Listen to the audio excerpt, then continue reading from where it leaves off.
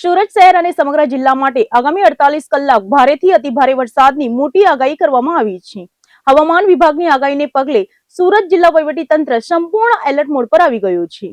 સુરત જિલ્લા કલેક્ટર તેજસ પરમાર ખુદ વહેલી સવારથી જ ફિલ્ડ પર ઉતરીને સમગ્ર સ્થિતિ પર બાજ નજર રાખી રહ્યા છે। હવામાન વિભાગ દ્વારા સુરત શહેર અને જિલ્લા માટે 2 દિવસ ભારેથી અતિભારે વરસાદની રેડ અને ઓરેન્જ એલર્ટ જેવી ચેતવણી જારી કરવામાં આવી છે। આ ગંભીર આગાહીને પગલે સમગ્ર જિલ્લા તંત્ર હાઈ એલર્ટ પર આવી ગયું છે। કોઈ પણ અનિચ્છનીય બનાવને પહોંચી વળવા અને નાગરિકોની સુરક્ષા સુનિશ્ચિત કરવા માટે જિલ્લા કલેક્ટર દ્વારા અભૂતપૂર્વ તૈયારીઓ કરી દેવામાં આવી છે। સ્થિતિની ગંભીરતાને સમજીને સુરત જિલ્લા કલેક્ટર તેજસ પરમાર પોતે વહેલી સવારથી ફિલ્ડ પર પહોંચી ગયા હતા અને તેમણે જિલ્લાના સંવેદનશીલ વિસ્તારો, નીચાણવાળા વિસ્તારો તેમજ જળબંબાકાર થવાની શક્યતા ધરાવતા પોઈન્ટ્સની રૂબરૂ મુલાકાત લઈને પરિસ્થિતિનો તાગ મેળવ્યો હતો। કલેક્ટર શ્રી પળે પળની સ્થિતિ પર સતત બાજ નજર રાખી રહ્યા છે। બનાવની ગંભીરતાને ધ્યાનમાં રાખીને વહીવટી તંત્રના તમામ અધિકારીઓ અને કર્મચારીઓને રજાઓ રદ કરી દેવામાં આવી છે। કલેક્ટર દ્વારા સુરત શહેર તેમજ જિલ્લાના તમામ નાના મોટા અધિકારીઓને પોતાના હેડક્વાર્ટર ન છોડવા અને સ્ટેન્ડ બાય મોડ પર રહેવા માટે કડક આદેશો આપવામાં આવ્યા છે। કોઈ પણ સ્થળે પાણી ભરાય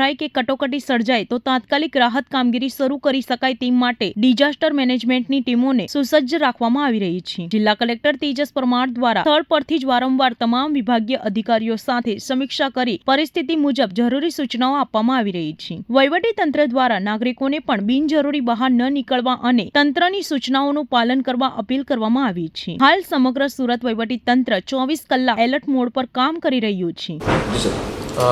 બંગાળની ખાડીમાં જે ડીપ ડિપ્રેશન ક્રિએટ થયું હતું તે અત્યારે આગળ વધતું ગુજરાતની નજીક આવી પહોંચ્યું છે અને તેની અસર સુરત જિલ્લા અને શહેરમાં પણ વર્તાવા લાગી છે। વહેલી સવારથી જ સુરત જિલ્લા અને શહેરમાં વરસાદ વરસી રહ્યો છે અને તેની તીવ્રતા ધીરે ધીરે વધવાની છે। આગામી 24 થી 48 કલાક દરમિયાન આ જે વરસાદ છે તે ભારેથી અત્યંત ભારે વરસાદ સુરત જિલ્લા અને શહેરમાં થવાનો છે। તેથી તકેદારીના ભાગરૂપે આમ તો ગઈકાલથી જ તમામ ટીમોને સાવચેત કરી દેવામાં આવી છે। તમામ તાલુકા વિકાસ અધિકારીશ્રી, મામલતદારશ્રી, પ્રાંત અધિકારીશ્રી તમામને આ બાબતે એલર્ટ કરવામાં આવ્યા છે। સુરત મહાનગરપાલિકાની ટીમ પણ છેલ્લા 2 દિવસથી એલર્ટ મોડ ઉપર જ છે અને માનનીય કમિશનરશ્રી દ્વારા પણ તેમની સતત મિટિંગ લઈને તેમને પણ સાવચેત કરવામાં આવેલા છે। આજે વહેલી સવારથી જે વરસાદ શરૂ થયો છે તે બાબતે આજે વહેલી સવારથી તમામ અધિકારીઓને ફરીથી સચેત કરવામાં આવ્યા છે અને નીચાણવાળા વિસ્તારમાંથી લોકોને સ્થળાંતર કરીને સેફ સ્થળે લઈ જવા માટેની તમામને સૂચના આપવામાં આવી છે। આપણા જે આશ્રય સ્થાન જે છે તેને પણ આપણે તૈયાર કરવામાં આવ્યા છે અને ત્યાં પણ લોકો આશ્રય મેળવી શકે છે।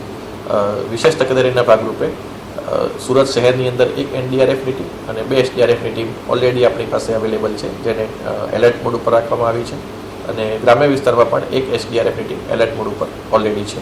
એટલે મારી તમામ નાગરિકોને ખાસ વિનંતી છે કે જરૂરિયાત ન હોય ત્યાં સુધી બહાર નીકળવાનું ટાળે અને આગામી 2 દિવસ આપણા માટે ખૂબ જ ભારેથી અત્યંત ભારે વરસાદવાળા રહેવાના છે। એટલે નીચાણવાળા વિસ્તારની અંદર જ્યાં પાણી ભરાતા હોય ત્યાંથી તાકીદે સ્થળાંતર કરીને સેફ સ્થળ ઉપર જાય અને આ માટે અમારી ટીમ પણ મદદ હંમેશા કરે છે। વધુમાં ઘણી વખત લોકો જ્યારે પાણી આવતું હોય ત્યારે જોવા માટે નીકળતા હોય છે અને અલગ અલગ સ્થળો જતા હોય છે તેવા લોકોને પણ મારી ખાસ વિનંતી છે કે પોતાનું 2 વ્હીલર કે 4 વ્હીલર લઈને આ બધી બાબતો માટે બહાર ના નીકળે। વરસાદ જ્યાં વધારે વરસતો હોય અથવા તો જ્યાં નીચાણવાળા રસ્તા હોય ત્યાં ઓવરટોપિંગના કારણે પણ ઘણી વખત પાણીના વહેણ આવવાની શક્યતા હોય છે। તેથી આપણે સાવચેતી રાખી અને અકસ્માત નિવારવા માટે આ પ્રકારની જે એક્શન્સ છે એને ના કરીએ। ડુમસ અને સુવાલી બીચ જે છે ત્યાં પણ અત્યારે લોકોને ના જવા માટે સૂચના આપવામાં આવે છે અને આના માટે પોલીસ તંત્રનો પણ આપણે મદદમાં લઈ રહ્યા છીએ। છેલ્લા 2 દિવસથી આમ તો આપણી સમગ્ર ટીમ આ માટે કાર્ય કરી રહી છે પણ આગામી 2 દિવસ છે ખૂબ જ આપણા માટે ભારે વરસાદના રહેવાના છે। તેથી મારી તમામ નાગરિકોને ફરીથી નમ્ર વિનંતી છે કે નીચાણવાળા વિસ્તારમાંથી તાકીદે સ્થળાંતર કરીને ઉપરના વિસ્તારમાં જાય અને શક્ય હોય ત્યાં સુધી જરૂરિયાત ન હોય ત્યાં સુધી બહાર નીકળવાનું ટાળે।